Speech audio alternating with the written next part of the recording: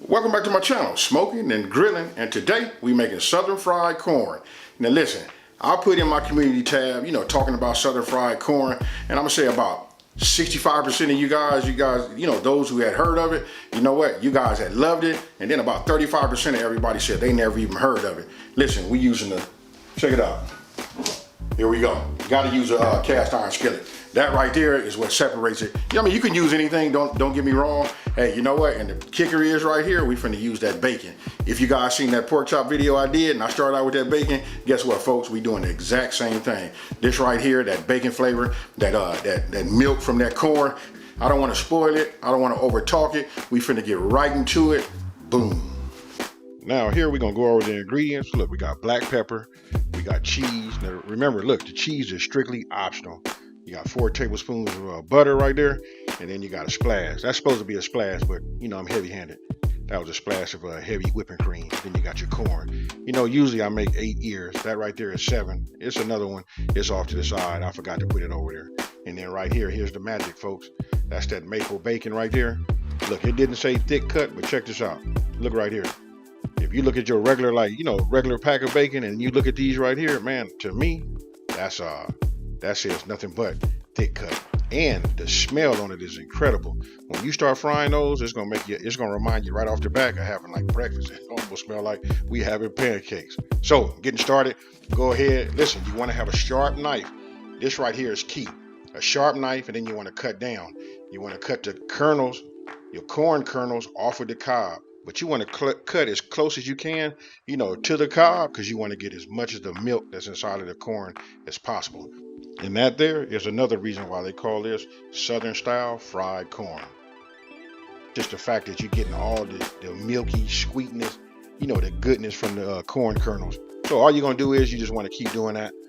And again, I just use one of my cast iron skillets just to catch all of the corn. You know what? But when you have a sharp knife, as you can see, hey, listen to this. It just cuts like butter. All right. So we're just going to keep doing that. I'm gonna keep on doing that, but look, I'm gonna try to show you like in a different view, but I just wanted you to go ahead and just see the process. So here we go. Here's a little bit of a different view. Look how easy that is to cut, but the key is you gotta have a sharp blade.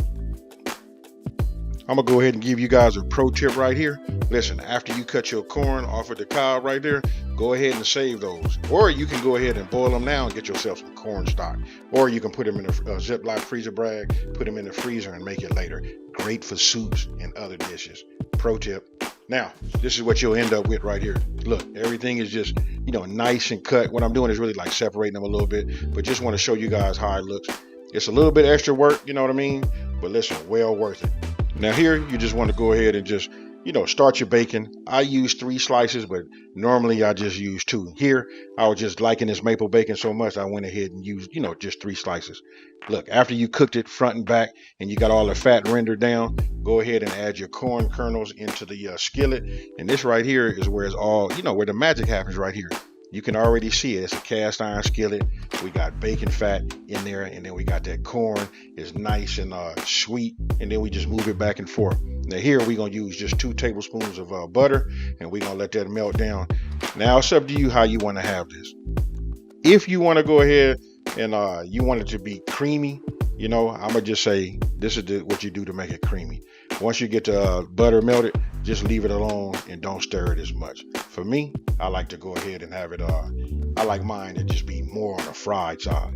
And that right there, that was completely optional too. I added some Creole Kick by Sweet Smoky Joe's. You know what? I just love the flavor and I'm starting to put it on everything. Listen, that there is completely optional though. After that, then you just saw I just went ahead and hit it with that pepper. You know what? And then it's just time to work it back and forth. And then now it's time to just let it, fry. And here I'm giving you guys a close-up just so you can just like really see it. Look right there. That's all. Look at all of the goodness down there on the pan. Hey, I can't. Hey, you know what? I'm smiling. My mouth is watering just talking right now to this mic. Hey, hands down, this is the only way to go. Now go ahead and add your splash of heavy whipping cream in there. And then remember, we had 2 tablespoons of butter left. Then now's the time to go ahead and just add it. Let it melt, stir it around, let it, completely melt and help with the frying process. Right here is where I turn down the fire and just just let it naturally come down from the heat. And I just keep working it back and forth. Now, when you see me with this cheese, again, that's not traditional to being Southern. That's just something that I like. That's completely optional. I'm just showing you guys, and this is what you have when you get done. It might not look like what you guys think when you think about having something fried. I've made them fried hard also, but then it ends up being more on the Spanish side. Right here, we just trying to keep it Southern style. And there you have it, folks. You got Southern fried corn. Hey, hands down, treat yourself. If you love corn, you gotta have it. So there you have it. Super easy to make, not a whole lot of ingredients. And you know what, for those of you guys that didn't even, say that you never even heard of fried corn, I hope this lived up to whatever you imagined it to be. But I can tell you that cast iron, that maple bacon, and that corn cut off at the cob, and that milk that's in that corn, that right there, hey, with that pepper, and then, we frying it. Ooh-wee. Now I gotta let you guys know, by the time I get this video edited, this is what I had it with. I'm doing some smothered chicken right now. I'm gonna have some mashed potatoes. Of course, I'm gonna put that gravy on it. And then we finna have that Southern fried corn. Hey, I want you guys to let me know down in the comment section below. Tell me, what would you serve this with, and give me that complete meal.